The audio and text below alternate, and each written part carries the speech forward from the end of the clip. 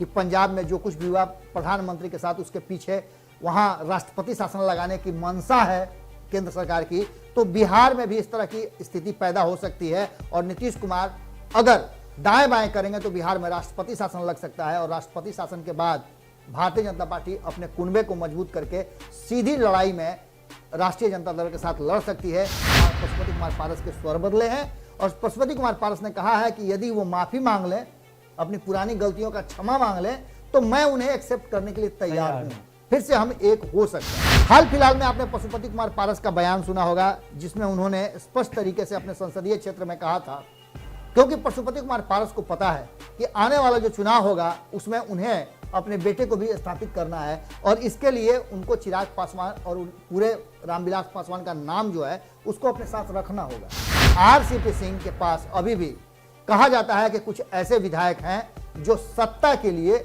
RCP Singh के साथ नीतीश कुमार का साथ छोड़ सकते हैं, यदि भारतीय जनता पार्टी उस स्थिति में हो। साधु यादव, जो कि पिछले कहा जा रहा है कि लगभग 15-16 सालों से इनका संबंध जो है अच्छा वो बेहतर नहीं है लालू प्रसाद के साथ। हालांकि ओकेजनली इससे पहले तो मिलते रहे हैं, लेकिन उसके बाद से न्योता पेहानी भी बंद है।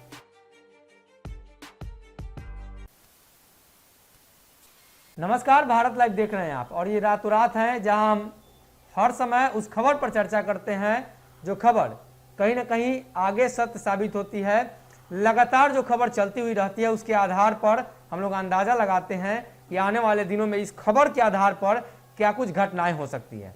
पुराने समय में बिहार में 3 नेता थे, लालू, नीतीश और रामविलास। ये तीनों एक समय के नेता बताए जाते हैं, जिसमें एक अब इस दुनिया में नहीं रहे, हालांकि 2 नेता अभी भी हैं। और ये दोनों नेता जब जब साथ आते हैं तो बिहार में इनके पास ही सत्ता आती है, यानी इनके पास ही बिहार की सत्ता, बिहार की ताकत केंद्रित रहती है। पिछले 30 साल से आप देख लीजिए, लगातार उसके पहले मुख्यमंत्री रहे लालू प्रसाद यादव, अब बिहार के मुख्यमंत्री नीतीश कुमार रहे हैं। ऐसे में अब लालू और नीतीश जब दोनों साथ आने की बात चल रही हो तो भाजपा ने एक नया पैतरा दिया है, एक नया प्रोग्राम बनाया है, एक नया प्लान बनाया है। इसी प्लान पर आज बाबा के साथ चर्चा होगी। बाबा, लगातार दोनों लोग अब लग रहा है कि साथ में आ जाएंगे, बात विचार तो बढ़ रहा है, तो ऐसे में क्या भाजपा ने प्लान बना लिया है इन दोनों को साथ आने को देखते हुए?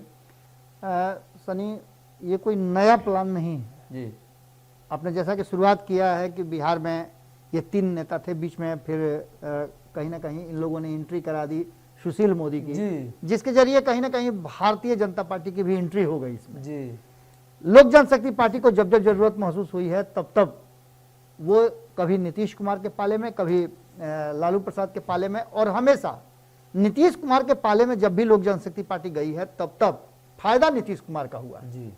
हालांकि आंशिक रूप से कहा जाए तो फायदा लोक जनशक्ति पार्टी की भी हुई है, लेकिन इन सब बातों के बीच में जो सबसे महत्वपूर्ण बात थी वो ये थी कि इस पूरे जो 30 साल 35 साल की राजनीति आप देखें बिहार में, उस राजनीति में हमेशा नीतीश कुमार ने कटघरे में खड़ा रखा है रामविलास पासवान को और उनकी पार्टी को जी। 2005 से आप उठा करके देख लीजिए, 2005 में अगर रामविलास पासवान ने फरवरी में उन्हें मुख्यमंत्री नहीं बने रहने दिया तो अक्टूबर में जो चुनाव हुए उससे पहले नीतीश कुमार ने अपनी रणनीति कर ली, और जितने भी उनके विधायक थे उनमें से 90% विधायकों को अपने पाले में कर लिया और उन्हें अलग अलग तरह से अपने साथ जोड़ लिया। आज भी कई लोग उसके साथ जुड़े हुए हैं। तो कहने का तात्पर्य यही है कि लोक जनशक्ति पार्टी को हमेशा सॉफ्ट का टारगेट बनाने में पीछे नहीं हटे हैं नीतीश कुमार। वहीं अगर बात करें तो लालू प्रसाद का साथ रहा है जो रामविलास पासवान के साथ, वो एक अलग तरह का साथ रहा है। उसमें जब जब रामविलास पासवान को जरूरत महसूस हुई है तब तब लालू प्रसाद ने उनका साथ दिया है, चाहे उनको किसी सदन में नहीं रहना, उनके बंगला छूटने की बात हो जाना, और ऐसी स्थिति में आगे आकर के उन्हें राज्यसभा भेज करके और उनका सम्मान करना। एक पुराने नेता हैं, बड़े नेता हैं, इनका पूरा सम्मान होना चाहिए। इन सब बातों को अगर उठा करके देख लें तो वर्तमान बिहार की राजनीति है वो कहीं ना कहीं एक केंद्र पर आकर के रुक गई है। इस केंद्र में 2 ही चर्चाएं आप सुन रहे होंगे, इन बाकी लोगों की चर्चा बंद कर दीजिए, आप लालू नीतीश की चर्चा सुन रहे होंगे। लालू नीतीश, सरकार गिर जाएगी, सरकार उठ जाएगा, सरकार इधर हो जाएगा, सरकार उधर। कल हमने एक देखा कि जब आप बात कर रहे थे तेजस्वी यादव के मामा और लालू प्रसाद के साला जो हैं, राबड़ी देवी के भाई हैं जी। साधु यादव, जो कि पिछले कहा जा रहा है कि लगभग 15-16 सालों से इनका संबंध जो है अच्छा नहीं। वो बेहतर नहीं है लालू प्रसाद के साथ। हालांकि ओकेजनली इससे पहले तो मिलते रहे हैं, लेकिन उसके बाद से न्योता पेहानी भी बंद है जी। लेकिन जिस तरह की बातें अब साधु यादव कह रहे हैं, उससे साफ लग रहा है कि कहीं ना कहीं भीतर की जो बात है वो कह रहे हैं। उनका सीधे तौर पे कहना है कि तेजस्वी यादव कभी भी मुख्यमंत्री बिहार का नहीं बन सकते हैं। जी। इन सब बातों को अगर आप एक कटघरे में खड़ा कर दें, एक खाने में आप रख दें, तो दूसरी तरफ आपको नजर आएगा कि कहीं ना कहीं लालू प्रसाद और नीतीश कुमार की जो केमिस्ट्री देखने को मिल रही है, चाहे जैसी भी केमिस्ट्री रही हो, इस पर कितना भी दोनों एक दूसरे का काट कर रहे हों, लेकिन एक सॉफ्ट कॉर्नर तो कहीं नजर आ रहा है। आखिर नीतीश कुमार जब वहां से टूटेंगे तो कहां गिरेंगे? आपको पता है कि जब पेड़ से कोई भी चीज टूटेगा तो जमीन पर ही आकर के रुकेगा, और जमीन लालू प्रसाद की है, इसमें कोई दो राय नहीं है। नीतीश कुमार के पास दो ही रास्ता है, एक या तो भारतीय जनता पार्टी के साथ जाकर के बिहार में सरकार बनाए, और दूसरा लालू प्रसाद के साथ रह करके सरकार बनाए। वर्तमान परिस्थिति में राजनीतिक विकल्प और कोई नजर नहीं आ रहा है। लोक जनशक्ति पार्टी की बात आपने की, लोक जनशक्ति पार्टी एक ऐसा सॉफ्ट कॉर्नर, या कहा जाए कि चिराग पासवान एक ऐसा सॉफ्ट कॉर्नर हो गए हैं, जो कि रामविलास पासवान के पुत्र हैं। राजनीति में उनका बहुत लंबा समय नहीं है, लेकिन जो फैसले उन्होंने किए हैं उस फैसलों से आप इस बात का उनको दोषी नहीं बना सकते हैं कि वो गलत फैसला किए हैं, क्योंकि उनके सारे फैसले अब तक सत्ता में बनाए रखने के लिए काफी थे।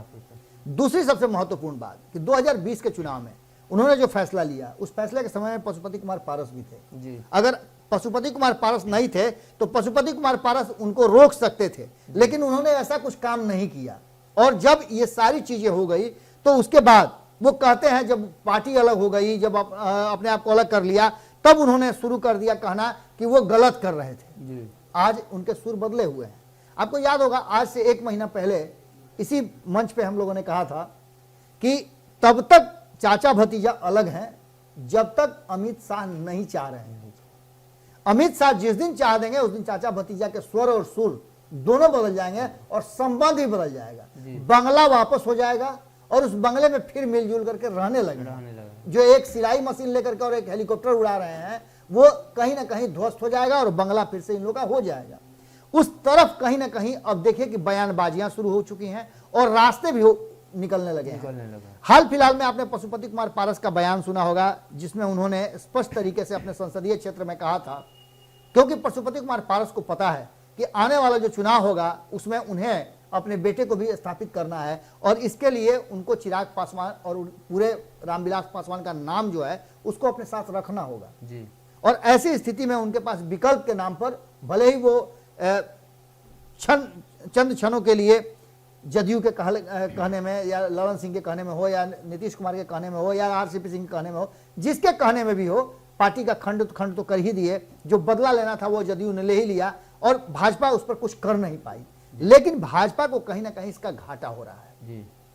जो नफा होना था वो 2020 के चुनाव में चिराग पासवान से उसने ले लिया, क्योंकि हम पहले ही बता चुके हैं कि भाजपा को इस बात का एहसास था कि चिराग पासवान को अगर एनडीए में नहीं रखा जाएगा तो नीतीश के विरुद्ध खड़ा होंगे, और नीतीश के विरुद्ध जब खड़ा होंगे, नीतीश को ही टारगेट करेंगे, तो निश्चित रूप से उसका फायदा भारतीय जनता पार्टी को मिल सकता है, और मिला भी।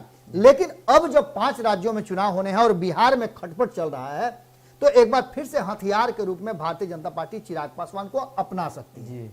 और इसी के लिए आपने देखा होगा कि पशुपति कुमार पारस के स्वर बदले हैं, और पशुपति कुमार पारस ने कहा है कि यदि वो माफी मांग लें, अपनी पुरानी गलतियों का क्षमा मांग लें, तो मैं उन्हें एक्सेप्ट करने के लिए तैयार हूं, फिर से हम एक हो सकते हैं। अब इस पर बयान भी आने लगे हैं। हालांकि चिराग पासवान इन सारी बातों से बिल्कुल अलग हैं।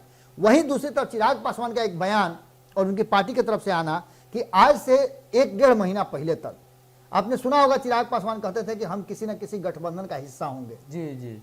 लालू प्रसाद का भी बयान आ गया था कि हम उनको अपने साथ जोड़ना चाहते हैं। और जो आने वाला चुनाव है एमएलसी का, उसमें हम उनको प्रतिनिधित्व भी देना चाहते हैं और सीट शेयरिंग भी करना चाहते हैं। लेकिन इन सब बातों से बिल्कुल इतर अब जो ताजा बयान आया है वो स्पष्ट कर रहा है कि चिराग पासवान किसी भी गठबंधन का हिस्सा नहीं बन रहे हैं जी।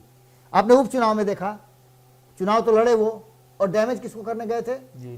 नीतीश कुमार को। लेकिन एक ऐसा माहौल बन गया था जिसमें नीतीश कुमार को डैमेज करना तब मुश्किल हो गया जी। वो अपनी जो शक्ति है वो नहीं दिखा पाए, लेकिन इसका मतलब कहीं से ये नहीं है कि उनकी शक्ति कमजोर हुई है जी। इन सब बातों को लेकर के जो बात सामने आ रही है वो इस तरफ इशारा कर रही है कि भारतीय जनता पार्टी का कहीं ना कहीं सॉफ्ट कॉर्नर हो गया है इनके प्रति, और उस सॉफ्ट कॉर्नर धीरे धीरे इनको अपने नजदीक खींच रहा है। और ये दो कारण से हो रहा है। पहला कारण तो ये कि बार बार राष्ट्रीय जनता दल द्वारा नीतीश कुमार को ऑफर देना, उस ऑफर पर नीतीश कुमार का चुप्पी साध लेना, और भारतीय जनता पार्टी का जिस तरह से नया स्वरूप देखने को मिल रहा है, वो समझ रही है कि नीतीश कुमार कभी भी झटका दे सकते हैं। उसका इशारा भी कहीं ना कहीं आपने देखा कि कल ही जगदानंद सिंह आप ही रिपोर्ट कर रहे थे कि प्रेस कॉन्फ्रेंस के दौरान उन्होंने कहा कि नीतीश कुमार जी पाला बदल लेते हैं, हम तो नहीं बदलते हैं। तो इसका मतलब है कि अगर पाला बदलने और कुछ करने की बात हो, यहां तक कि राष्ट्रीय जनता दल की तरफ से कहा जा रहा है कि बिहार को बचाने के लिए नीतीश कुमार जी ही सत्ता में रहें, हम बाहर से समर्थन करेंगे लेकिन भाजपा को छोड़ दें। हाँ। इसका मतलब आप समझ रहे हैं कि कहीं ना कहीं भीतर खाने में बात हो रही है, बिना आग के धुआं नहीं होता है, और ये धुआं इस बात की तरफ इशारा कर रहा है कि भारतीय जनता पार्टी अपने आप को अलर्ट कर दे, और उसी का नतीजा है कि कहीं ना कहीं लालू नीतीश की केमिस्ट्री जो है उसको लेकर के भारतीय जनता पार्टी अपना एजेंडा जो है बदल रही है, और उस एजेंडा में बहुत सारे लोग शामिल हो रहे हैं, जिसमें हो सकता है कि आने वाले समय में चिराग पासवान के साथ साथ ये पशुपति कुमार पारस एक होकर के शामिल हो जाए, भारतीय जनता पार्टी का हिस्सा, नया एनडीए का हिस्सा हो जाए, नई एनडीए बने, और उसमें मुकेश सहनी भी हो सकते हैं और जीतन राम मांझी भी हो सकते हैं।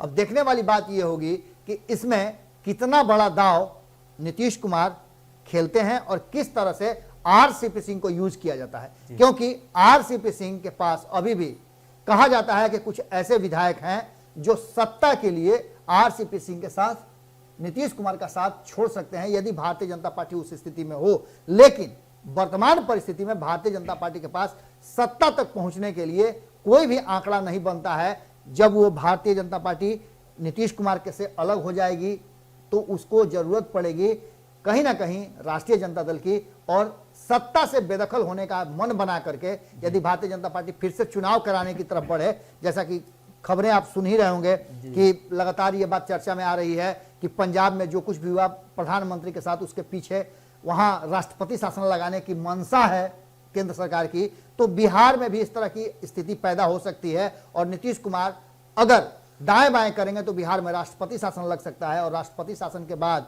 भारतीय जनता पार्टी अपने कुनबे को मजबूत करके सीधी लड़ाई में राष्ट्रीय जनता दल के साथ लड़ सकती है, चाहे जो भी सत्ता में आ जाए। यहां तक कि भारतीय जनता पार्टी ने यह भी कह दिया है कि नीतीश कुमार को लगता है तो वो जाकर के राष्ट्रीय जनता दल के साथ अपना विलय कर लें। यानी कि ये सारी बातें अब खुल करके सामने आ गई हैं। कुछ तो है जिसकी पर्देदारी है, हम बार बार इस बात को कह रहे हैं, कोई भी हमारे साथ बातचीत के दौरान स्पष्ट नहीं कर रहा है, न सामने न भीतर खाने में, लेकिन एक बात सभी कर रहे हैं कि कुछ भी ठीक नहीं है, चाहे वो एनडीए में हो या फिर महागठबंधन में हो। यानी कि जो वर्तमान स्थिति बनी है उसमें भारतीय जनता पार्टी एक नए स्वरूप में अपने आप को सीधी तौर पे राष्ट्रीय जनता दल यानी लालू प्रसाद की पार्टी, महागठबंधन यानी जो कांग्रेस और राष्ट्रीय जनता दल का गठजोड़ है, उससे सीधा टक्कर लेने के लिए नीतीश कुमार को बाईपास कर दे, साइड कर दे, तो कोई बड़ी बात नहीं होगी। ये अब नजर आ रहा है क्योंकि उसकी तैयारी दिख रही है जी। तो कहीं ना कहीं एक तरफ जहां लालू प्रसाद यादव और नीतीश कुमार एक जगह आने की कोशिश कर रहे हैं, एक जगह आने की बातें चल रही है, तो इसी क्रम में अब भारतीय जनता पार्टी ने अपना नया पैतरा ढूंढा है, और पुराने साथी, पुराने में उनके साथी ही रहे हैं, भले ही भारतीय जनता पार्टी उनको अलग कर चुके हैं, लेकिन वो सभी लोग अभी भी भाजपा के साथ आने के लिए तैयार है। तो देखने वाली बात होगी आने वाले दिनों में इस समीकरण को लेकर क्या कुछ फैसला आता है, और खास तौर पे राजद का जो बयान है, राजद का जो ऑफर है, उसको नीतीश कुमार कैसे लेते हैं। फिलहाल इस रातों रात में इतना है। अगर ये वीडियो पसंद आई और वह बिहार के राजनीति और बिहारियत से सरोकार रखेनी तो सब्सक्राइब बटन दबा के चैनल के सब्सक्राइब कर ली। ओजे एगो घंटी बा, ओकरा बटन दबा देला से कुल सटीक और मारक खबर रुआ मुफ्त में मिल जाई। अगर रुआ पत्रकारिता के हमनी के नया प्रयोग में सहयोग कर चाहतानी तो ज्वाइन बटन दबा दी। पेटीएम नंबर नोट कर ली 9386816700। धन्यवाद।